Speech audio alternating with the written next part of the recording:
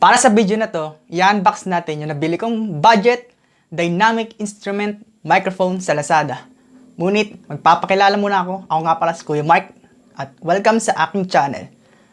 Inaanyayahan din kitang mag-like, share, at subscribe sa aking YouTube channel. So, wag na natin itong patagalin. Let's go! Okay, so i-unbox na muna natin tong PDMIC78 Pyle Pro Dynamic Mic. Bali, ano lang siya, Class A. Nabili ko siya sa Lazada. Okay, so unboxan natin. So, makukuha natin itong, of course, yung mic. And then after mic, ano pa naman? Meron siyang cable na XLR to QTR. Ano pa laman ng box? Wala na. Yun lang laman niya. Bali mic and then yung cable. Okay, testingin na natin. Bali, ang gagamitin ko na lang na connection sa microphone is yung ano natin. Wait lang, hindi ko pa pala napapakita yung mic. Ayan. Tingnan mo natin yung build quality. Okay. So, yung build quality niya is hindi ko sure kung hard plastic to or metal. Pero I'm sure na siguro ano to. Plastic, hard lang siya. Medyo mabigat or medyo saktuhan lang. Magaan din siya. Ayan. Color nito, Jay?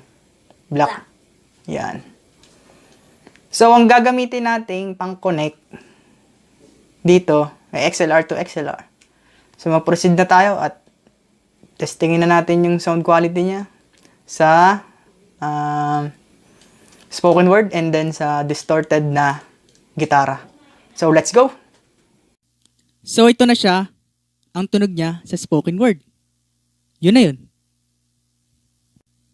So, nakasaksak tong PDMIC78 Pyle Pro dito sa may mixer ko na Alto ZMX52 Compact 5-channel mixer.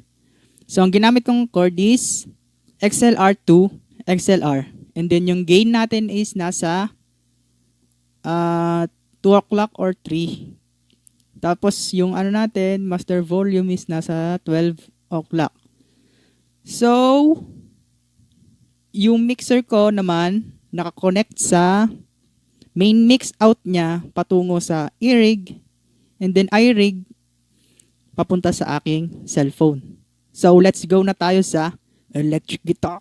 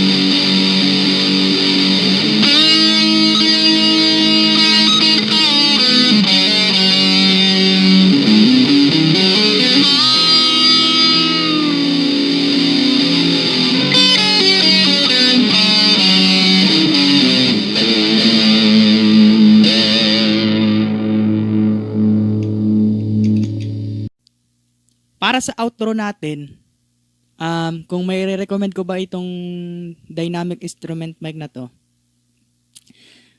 ang sasagot ko dyan ay yes, of course, kasi nabili ko lang siya sa halagang 600.